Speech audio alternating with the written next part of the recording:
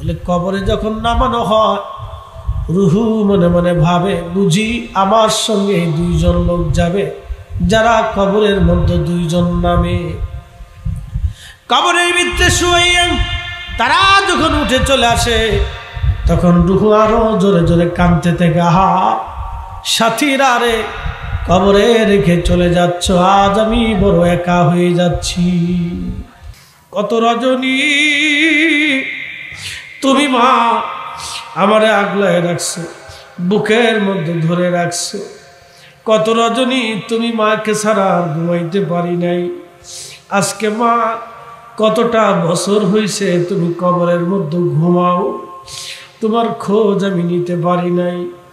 সূরা ইয়াসিন পড়ে ফেলেন, ইখলাস পড়ে ফেলেন, সূরা নাস আপনি পড়ে ফেলেন, দুরূদ শরীফ আপনি পড়ে ফেলেন, সূরা ফাতিহা পড়ে হাতটা বাড়াইয়া আল্লাহর দরবারে চোখের পানি ছেড়ে দিয়ে কেঁদে দেন, রাব্বির হামহুমা কামা রাব্বায়ানি সগীরা।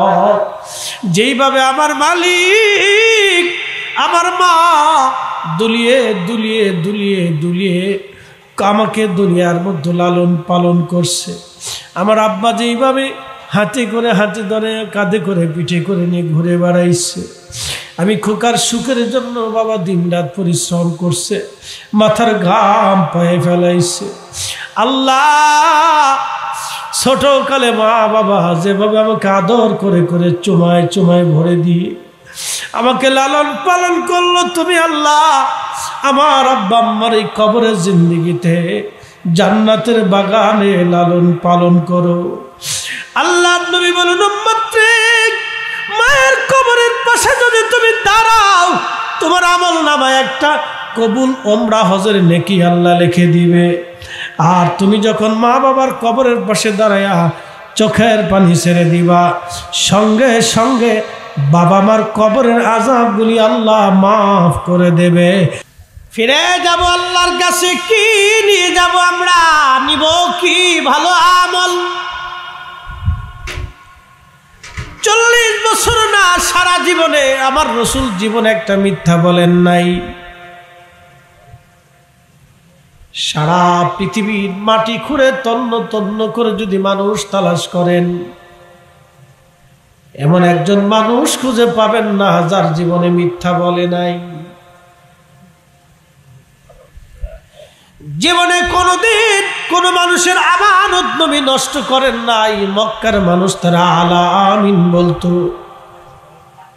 সারা দুনিয়ার তন্ন তন্ন করে একটা মানুষ খুঁজে পাবেন না যে লোক আমানতের খেয়ানত করে নাই। সারা জীবনে কোনোদিন নবীজি কোনো কবার জবানে কোনো সময়ের জন্য একটা ফায়সা শব্দ উচ্চারণ করেন নাই।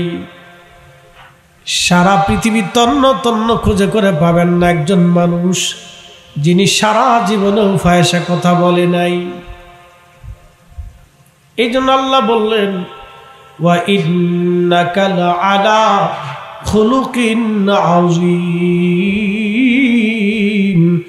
আপনি মহান চরিত্রের আধার, মহান চরিত্রের আধার। একবার জোরে বলবেন কি ইয়া রাসূলুল্লাহ। বাড়ি ঘোনার মুসলমান মনোযোগের সাথে শুনবেন আমার বিষয়। কবরের আযাব বড় কঠিন একটা বিষয়। এমন মানুষ নাই রে যে মানুষ কবরের দেশে না যাবে। কুল্লু নাফস, এমন কোন জীবন নাই রে দায়কাতুল মউত, মরণের স্বাদ আস্বাদন করতে না হবে। এমন কোন জীবন নাই। কুকুর বলেন, বিড়াল বলেন, হাঁস মুরগি, গরু ছাগল, যে সাপে কামড় দিলে মানুষ মরে সে সাপও মারা যাবে। যে সিংহে ধরলে প্রাণী মরে যায় সে সিংহ মারা যাবে। যে বাঘে ধরলে মানুষ মরে সেই বাঘ মারা যাবে। যেই কুমিরে মানুষ খায়, পশু পাখি খেয়ে ফেলে দেয়, সেই কুমিরও মারা যাবে। যেই তিমি মাছ প্রত্যেক দিন 110 মণ মাছ আল্লাহ তারে খাওয়ায়, সে তিমিও একদিন মারা যাবে। যে হাঙ্গরের সবলে কত মাছের প্রাণ গেল, সামুদ্রিক প্রাণীর প্রাণ চলে গেল, সে হাঙ্গর একদিন মারা যাবে। মানুষও কিসের এত বড়াই? কোরআন বলতেছে, কুল ইন্নাল মাউতাল্লাযী তাফিরুনা মিনহু। নবী আমার বান্দার মৃত্যু থেকে পালায়। আপনি আমার বান্দাদেরকে বলেন, মরণ থেকে যতই পালাও, পালানোর কোনো রাস্তা নাই। ফাইন্নাহু মুলাকিকুম, মালাকুল মউত তার সাথে মোলাকাত করবে, পালানোর কোনো রাস্তা নাই। কঠিন আকৃতি নিয়ে বান্দার কাছে যখন হাজির হবে, তার এমন বিকট চেহারা হবে, যদি বান্দা পাপিষ্ঠ হয়, যদি বান্দা বদকার হয়, এমন বিকট চেহারা তার হবে। রূহগুলি শরীরের প্রত্যেক অঙ্গে অঙ্গে দৌড়াইতে থাকে পালানোর জন্য। তখনই মানুষের মৃত্যুর যন্ত্রণা কঠিন থেকে কঠিন হয়। আল্লাহর হাবিব বললেন, উম্মাত, একটা উটকে যদি জীবন্ত চামড়া ছিলাও, একটা উট যেমন করে ছটফট করতে থাকে, ওই উট চামড়া ছিলানোর পরে আবার চামড়া হবে, আবার ছিলানো হবে, আবার ছটফট করতে থাকবে, আবার চামড়া হবে, আবার ছিলানো হবে।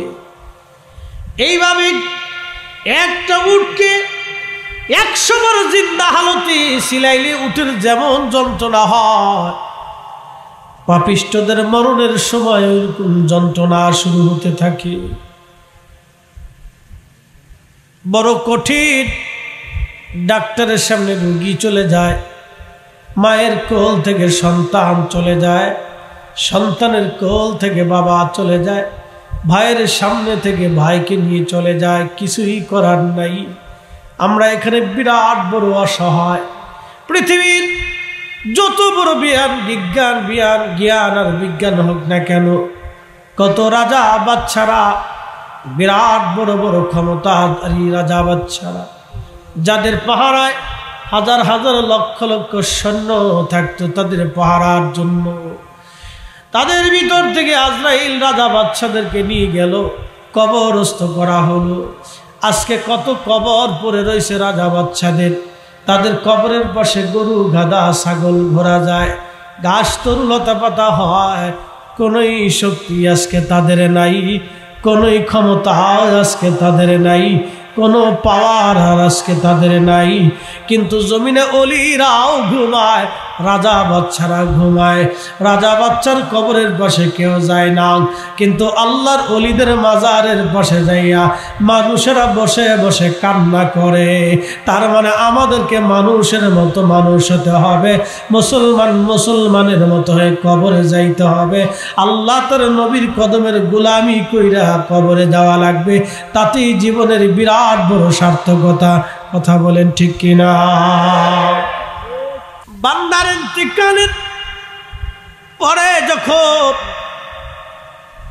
গোসল করানোর জন্য পানি গরম করা হয়, গোসলখানায় নিয়ে যাওয়া হয়, ও বান্দা তখন কেঁদে কেঁদে রুহুটা কাঁদের বলে, সন্তান রে, এত তাড়াতাড়ি কি আমারে কবরে নিয়ে যাবা? গোসল করাইয়া খাটিয়ে করে যখন কবরের দিকে নিয়ে যায়, রুহু তখন কাঁদে, সন্তান রে, 40 বছর ধরে তোরে আগলায় রাখলাম, এত তাড়াতাড়ি আমার কবরের মধ্যে নিয়ে যাচ্ছ। পৃথিবীর যত বড় রাজা বাচ্চা হোক, মরে যাওয়ার পরে যত তাড়াতাড়ি সম্ভব কবরের দিকে নিয়ে যাওয়া হয়। কারণ কি জানেননি? মানুষের ইন্তেকালের পরে 24 ঘন্টা পরে পায়খানা রাস্তা দিয়ে একটা পোকা বের হয়ে তামাম শরীর ভরে পোকাটা সরায় যায়। আহা, কত বড় দেমাগওয়ালা, কত বড় দেমাগওয়ালা, সম্পদওয়ালা, ক্ষমতাওয়ালা, কত বড় বড় অফিসার, কত বড় বড় সেনাধ্যক্ষ, কত বড় বড় ডিসিএসপি, সবই মরার পরে 24 ঘন্টার ভিতরে সব শেষ, কিচ্ছু নেই। পায়খানার রাস্তা দিয়ে পোকা চারবাম শরীর সরাইয়া গন্ধ সরাইতে থাকে, প্রচন্ড গন্ধে গ্রামের মানুষ বলবে তাড়াতাড়ি করে কবরে দিয়ে দাও। যে সন্তানের জন্য সুদের কারবারি করিয়া, ঘুষের কারবারি করিয়া জমি জমা বানাইলেন, এই সন্তান বলবে তাড়াতাড়ি কবরে দিয়ে দাও, গন্ধ আসে। যে বিবির জন্য রে হালাল হারাম বাঁচলেন না, সেই বিবিও বলবে তাড়াতাড়ি কবরে দিয়ে দাও, গন্ধ ছড়ায়। ইন্তেকালের মাত্র 12 ঘন্টার ভিতরে আপনার সব শেষ হয়ে গেল, কবরে নিয়ে যাওয়া হচ্ছে, বড় কঠিন। নবীজি বললেন, আয়েশা রে, তুমি কি জানো মানুষের কঠিন সময়টা কখন? বলে, আল্লাহ রাসূল আলাম, আল্লাহ তার নবী ভালো জানে। আল্লাহর হাবিব বলেন, আয়েশা, যখন বান্দারে খাটিয়ে করে কবরে নিয়ে যাওয়া হয়, তখন রুহুটা কাঁদতে থাকে, তার কান্না কেউ শোনে না। সন্তান কাঁধে করে নিয়ে যায় কবরে, রুহু কাঁদতে থাকে, কিন্তু কেউ তার কান্না শোনে না। বলে কবরে যখন নামানো হয়, রুহু মনে মনে ভাবে, বুঝি আমার সঙ্গে 2 জন লোক যাবে, যারা কবরের মধ্যে 2 জন নামে। কবরের ভিতরে শুয়ে তারা যখন উঠে চলে আসে, তখন রুহু আরো জোরে জোরে কাঁদতে থাকে, আহা সাথীরা রে, কবরে রেখে চলে যাচ্ছ, আজ আমি বড় একা হয়ে যাচ্ছি। আল্লাহ নবীজি বলতেছেন, কবরে নামাইয়া যখন সবাই চলে আসলো, আপনি তখন কি করবেন জানেননি? দাঁড়িয়ে থাকবেন। নবীজি বলেন, ইস্তাগফিরু লিআখিকুম, তোমরা তোমার ভাইয়ের জন্য ইস্তেগফার করতে থাকো। অনেক সময় কবর দিয়ে আমরা তাড়াহুড়া করে চলে আসি, যত তাড়াতাড়ি সম্ভব সরে যাই। চট্টগ্রাম আছে কিনা জানি না, আমাদের ফরিদপুরের অঞ্চলে কিছু মানুষ আছে, বলবে তাড়াতাড়ি কবর থেকে চলে যাও, সরে যাও, তার কবরে মুনকার নেকির আসবে, মুনকার নেকিরের জন্য পাগল হয়ে যায়। আল্লাহর নবী বলেন, উম্মতরে, কবরের পাশে দাঁড়াও, ইস্তেগফার করতে থাকো তোমার ভাইয়ের জন্য। কত সময় একটা উট জবাই দেওয়ার পরে চামড়া সিলাইয়া গোশত বানাইয়া বন্টন করতে যত সময় লাগে, অন্তত এতটা সময় হলো তুমি ভাইয়ের কবরের পাশে দাঁড়াইয়া ইস্তেগফার করো, কেননা কিছু সময় পরেই তার মুনকার নেকির আসবে চূড়ান্ত ফয়সালা করার জন্য।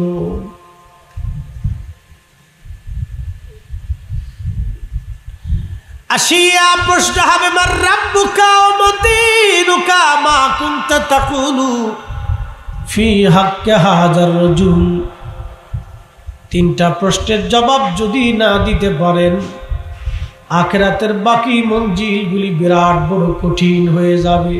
উসমান গনি জিন্নুরাইন রাদিয়াল্লাহু আনহু কবরের পাশে দাঁড়ায় কাঁদতে কাঁদতে তার ঢিকসি উঠে যাইত, শরীর হাত পা গুলি কাঁপতে থাকত। উনি যখন কোন কবরের পাশে জিয়ারত করতেন, কাঁদতে কাঁদতে শরীরে কাঁপুনি উঠে যেত। সাহাবীরা জিজ্ঞেস করল, আমিরুল মুমিনিন, কবর দেখলাম এইভাবে কাঁদেন কেন? অথচ দুনিয়া থেকে আল্লাহর নবী আপনাকে জান্নাতের সার্টিফিকেট দিয়েছে। আমার রাসূলের 2টা নূর কন্যা আপনার সাথে বিয়ে দিয়েছে। নবী বলতেন, আমার আরো কন্যা যদি থাকতো তাহলে আমি আরো কন্যা আমার উসমানের সাথে বিয়ে দিতাম। এতই ভদ্র সাহাবী ছিলেন, এতই শরীফ নম্র সাহাবী ছিলেন তিনি, দানশীল দানবীর। আল্লাহু আকবার। কবর দেখে বসে বসে কাঁদতেন। এই কথা বলার পরে উসমান রাদিয়াল্লাহু আনহু ডাক ডাক সাহাবীরা রে, আমি আমার মা সুখের জবান থেকে শুনছি কবর হলো প্রথম মঞ্জিল। এই কবরের প্রশ্নের জবাব যদি কেউ দিতে পারে রে, বাকি আখিরাতের মঞ্জিলগুলি তার জন্য সহজ হয়ে যাবে। আর এই কবরের 3টা প্রশ্নের জবাব যদি দিতে না পারে, তার জন্য আখিরাতের বাকি মঞ্জিলগুলি বড় ভয়াবহ হবে, বড় কঠিন হবে রে। বিদায় আমি কবরের পাশে ওই ভয়ে কান্দি।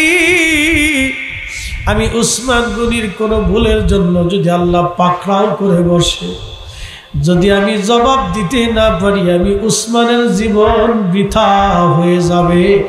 একবার জোরে বলা যাবে আল্লাহু আকবার। এইভাবে তারা আল্লাহকে ভয় করতেন, আল্লাহকে ভয় করতেন। এই জন্য আল্লাহ বললেন রাদিয়াল্লাহু আনহুম ওয়া রাদু আনহু যালিকা লিমান খাশিয়া রাব্বা। আমি আল্লাহ তাদের উপরে খুশি, তারা আমি আল্লাহর উপরে খুশি। যালিকা লিমান খাশিয়া রাব্বা, এই জন্য খুশি তারা আমি আল্লাহকে ভয় করত, ভয় করত, ভয় করত। আমি আল্লাহকে তারা ভয় করত, ভয় করত। আমরা তো আল্লাহকে ভয়ই করি না। সাপরে যেমনে ডরাই এমনি ভয় করি না। আমার দেশের মহিলারা তেলা পোকা, সার পোকা, উই পোকা। আমার দেশের নারীরা জোকেরে যেমনে ভয় পায় সেইভাবে আল্লাহরেও ভয় পায় না। আমরা যেমন চোর ডাকাতরে ভয় পাই, তেমন আল্লাহকে ভয় পাই না। আমরা যদি আল্লাহকে ভয় করতাম, তাহলে আজকে মুসলমানের করুণ দশা হতো না। কথা বলেন ঠিক কিনা? আল্লাহকে ভয় পাই না, আল্লাহকে ভয় পাই না। ওমা তাদরি নাফসুম বিআইয়ি আরদিন তামুত। মরণ যেখানে আছে বান্দা সেখানে যাবেই। কথা কোন ঠিক কিনা? মৃত্যু যেখানে আছে সেখানে বান্দা যাবে, ফিরার কোনো রাস্তা নাই, সেখানে যাবি। পশ্চিম বাড়ি ঘোনার মুসলমান বাবাজি, আমার বয়স কিন্তু শেষ হয়ে যাচ্ছে। যতদিন যায় বয়স শেষ হয়ে যায়, বয়স বাড়ে না, বয়স কমে যায়, কমে যায়, কমে যায়, কমে যায়। এখনই যদি হুঁশিয়ার না হন, আর কবে আপনাকে হুঁশ ফেরানো হবে? কেন হুঁশিয়ার হবেন না? কেন হুঁশিয়ার হবেন না? সামান্য মিথ্যা জীবনের জন্য আখিরাতের বিরাট জিন্দেগি কেন আপনি বরবাদ করে দিবেন? বড় কঠিন জায়গা কবর, কবর, কবর। Out of side, out of mind. মানুষ চোখের আড়াল হলে মনের আড়াল হয়ে যায়। চির সত্য কথা বাবা, যে লেখছে খুব গবেষণা করে লেখছে। চোখের আড়াল হলে মনের আড়াল হয়। দাদা দাদি, নানা নানি, বাবা মা, কেউ না কেউ কারো কবরে চলে গেছে, এখানে আমি জানি। ঠিক কিনা? যদি প্রশ্ন করি, একজনকে দাঁড়ায় বলি বাবা দাঁড়ান তো, মায়ের কবরের পাশে কতদিন আগে গেছিলেন? কেউ হয়তো বলবে 6 মাস, কেউ বলবে 1 বছর, কেউ বলবে 1 মাস। যদি জিজ্ঞেস করি বাবারে মার কবরের পাশে দিনে কয়বার যান? বলে একবারও না। কারণ কি? মা তো চোখের আড়াল হয়ে গেছে, মনের আড়াল হয়ে গেছে। সামনে নাতি পাইলেন, নাতি নিয়ে আনন্দ করলেন। সামনে বন্ধু পাইলেন, বন্ধু নিয়ে আনন্দ করলেন। ডাইনে ভাই পাইলেন, গল্প গুজবে মেতে গেলেন। কিন্তু আপনি জানেন না, আপনার মা আপনাকে লালন পালন করতে যাইয়া কত রজনী মার ঘুম নষ্ট হয়েছে রে। ওই মা আজকে কবরের জিন্দেগিতে ঘুমায়। আপনি মায়ের কবরের পাশে দাঁড়াইতে পারলেন না, মার কথা আপনি আজ ভুলে গেলেন। আমার রব আল্লাহ ডাক দিয়ে বলেন বান্দারে, ও বান্দা তুমি ভুলো না, আমার জমিনে কিছু বান্দা থাকবে যারা ফতোয়া দিবে, নিষেধ করবে, কিন্তু আমি আল্লাহ শিখাই দিলাম রাব্বির হামহুমা কামা রব্বায়ানি সগীরা। একসাথে বলেন রব্বির হামহুমা কামা রব্বায়ানি সগীরা। এই দোয়া আমরা শিখাই নাই, আমার আল্লাহ শিখাইছে। এই দোয়ার অর্থ আপনাদেরকে আজ বুঝাই দিয়ে যাই। রব্বির হামহুমা কামা রব্বায়ানি সগীরা। আল্লাহ আপনি ওইভাবে আমার আব্বা আম্মারে লালন পালন করেন জান্নাতে, যেইভাবে আমার আব্বা আম্মা ছোটকালে আমারে লালন পালন করেছে, ছোটকালে লালন পালন করেছে। কোলের ভিতরে মা পেশাব করে দিয়েছেন, পেশাব করার সঙ্গে সঙ্গে মা বেজার হয় নাই। আপনার পেশাব করার সাথে সাথে মা পেশাব পরিষ্কার করিয়ে আপনার আবার চুমা লাগাইছে। আপনি বাবার কাঁধের মধ্যে পেশাব করে দিয়েছেন, বেজার হয় নাই। বাবা আপনারে পরিষ্কার করে আবার কাঁধে নিয়ে রাস্তায় হেঁটেছে। আপনি বাবার কোলের মধ্যে পায়খানা করে দিয়েছেন, বেজার হন নাই। পায়খানা পরিষ্কার করে বাবা আপনারা আবার কোলে করে নিয়ে বসে থেকেছে, কোলের মধ্যে নিয়ে ঘুরে বেড়াইছে। আপনার সুখের আশায় শীত বর্ষা গ্রীষ্ম গুলি মানে নাই। আহা আপনার বাবা রুজির জন্য রাস্তায় বের হয়ে গেছে। আল্লাহ বলে বান্দারে তুমি সেইভাবে দোয়া করো, তোমার ছোট্ট কালে দুলিয়ে দুলিয়ে গরমে রেখে মা শীতের মধ্যে ঘুমাইয়া আপনারে আমার বুকের মধ্যে রেখে আমার আরাম করে ঘুম করাইছে। আল্লাহ সেইভাবে আমার আব্বা আম্মার জান্নাতে লালন পালন করাও, যেইভাবে ছোটকালে আমার আব্বা আম্মা আমারে লালন পালন করেছে, এইভাবে আমার আল্লাহ কোরআনে দোয়া শিখাই দিয়েছে। একবার জোরে বলা যাবে কি আল্লাহু আকবার।